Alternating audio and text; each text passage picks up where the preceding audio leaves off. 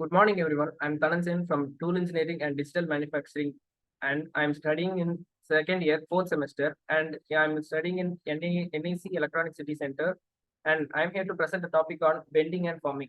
Before moving on to bending and forming, I would like to explain about the press tool operations and how they are classified.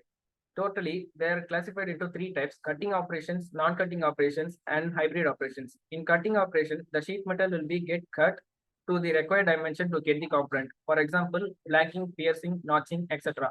And in non-cutting operations, the sheet metal will not be cut. It will be shaped around to the required dimension to get the component. For example, bending, forming, and curling. And the last one is the hybrid operation, where it is a combination of cutting and non-cutting operation. For example, lancing and lowering. In this, I'm going to explain about the bending and forming, where both are non-cutting operations. So any cutting operation will not be happening. First, we'll go for bending. It is a press tool non-cutting operation, as I said. So let's take this paper as an example. So here we have two planes, one plane over here and the other plane here. So if we bend it in a straight line axis with respect to the mother plane, we'll get a new plane. And for this, we have a separate principle which states that any material which is bent within elastic limit will go back to its original position. So we have to stress it more beyond the elastic limit so that we will get the plastic deformation. And while bending, the area where the bend is happening will experience where the inside surface will experience compression and the outside area experience tension. So somewhere in the middle, we will get a neutral plane which experience neither compression nor tension. That plane is called as neutral plane. And the length of that neutral fiber, neutral plane is called as neutral bend allowance, which is one of the element of bending. Now let's see about the other elements of bending. Here, the angle at which the bend is formed is called the bend angle. And the radius to which the inside radius of the bend section is there, it is called as bend radius. And the point where the straight section of the part stops and the bend begins is called the tangent points.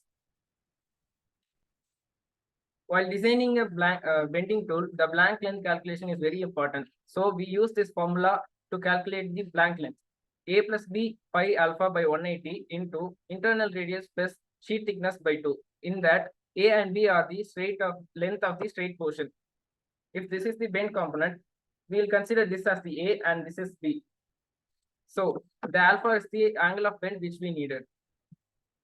And there are 4 types of bending dies in that. First, V bending dies has the shape of V and the punch has the shape of V, so that the sheet metal will have the same shape. U bending is similar to V bending, but it has small shape, small curve around the sharp edge, so that we will get a U-shaped bending. Rotary bending dies. In this bending die, in normal bending, L bending dies will directly hit the sheet metal and it directly bends.